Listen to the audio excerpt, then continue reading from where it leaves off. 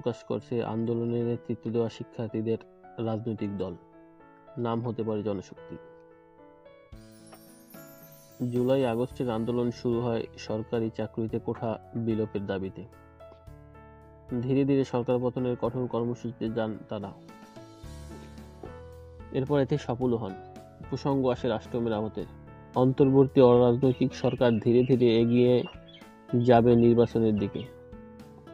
জনপ্রতিনিধিদের হাতে দায়িত্ব তুলে দেওয়া হবে দেশ পরিচালনার।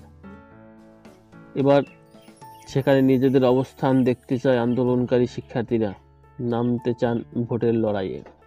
জানা গেছে আগামী 2 মাসের মধ্যে আত্মপ্রকাশ করছে জুলাই আন্দোলনের নেতৃত্ব দেওয়া শিক্ষার্থীদের রাজনৈতিক দল। বিদ্যমান দলগুলোর তুলনায় বৈশিষ্ট্যে এই সংগঠন পৃথক হবে। দলের সম্ভাব্য নাম হতে পারে জনশক্তি।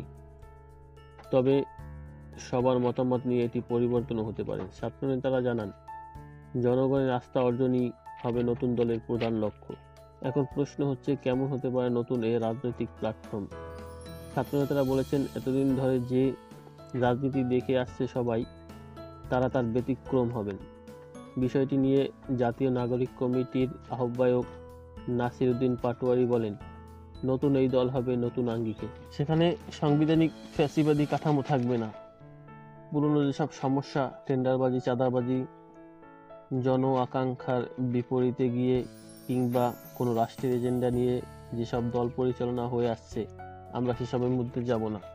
জাতীয় নাগরিক কমিটির মুখপাত্র সার্জিস আলম বলেন, নতুন যে রাজনৈতিক দল আসবে, আমরা আশা করছি তারা কথার মধ্যে সীমাবদ্ধ থাকবেন না, কাজের মধ্যে প্রমাণ দেবে। এই দলকে জনগণের প্রত্যাশা বুঝতে হবে। বিগত সময়ে ক্ষমতা কুক্ষিগত করে রাখার জন্য দলগুলো জনগণের প্রত্যাশা বুঝতো না। আশা করি এই দল তেমন হবে না। বৈষম্যবিরোধী ছাত্র আন্দোলনের আহ্বায়ক হাসানাত আব্দুল্লাহ বলেন, দেশের মানুষ যদি চায় আমাদের রাজনৈতিক দল তৈরি করা উচিত, তাহলে অবশ্যই আমরা এটি ভাবব।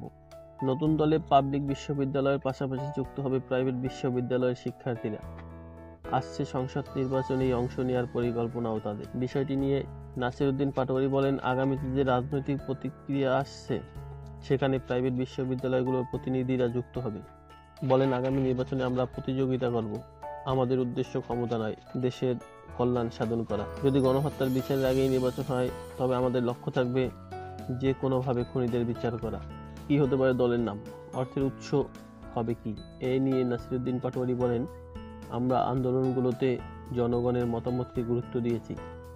তাদের কাছে নাম প্রস্তাব করব, এরপর সে বিষয়ে সিদ্ধান্ত হবে। তিনি জানান, জনশক্তি নামে তাদের একটি নামের চিন্তা ভাবনা আছে। অর্থের উৎসের বিষয়ে তিনি বলেন, আমরা ক্রাউড ফান্ডিং এর অর্থাৎ মানুষের কাছ থেকে অর্থ সংগ্রহের দিকেই যাব। আন্তর্জাতিক বা দেশীয় যেসব ফোরাম রয়েছে সেগুলো নিয়ে বিশদ পড়ালেখা করেছি। নির্বাচনের ফল যাই হোক, নিজেদের বিপ্লবী চেতনা ধরে রাখার অঙ্গীকারে ছাত্রনেতারা বলেন, রাজনৈতিক জোটেও যোগ দিতে পারেন তারা। নাসিরুদ্দিন জানান, জুলাই অভ্যুত্থানে অংশ নেওয়া কয়েকটি দলের সঙ্গে তাদের আলোচনা বুঝপড়া চলছে।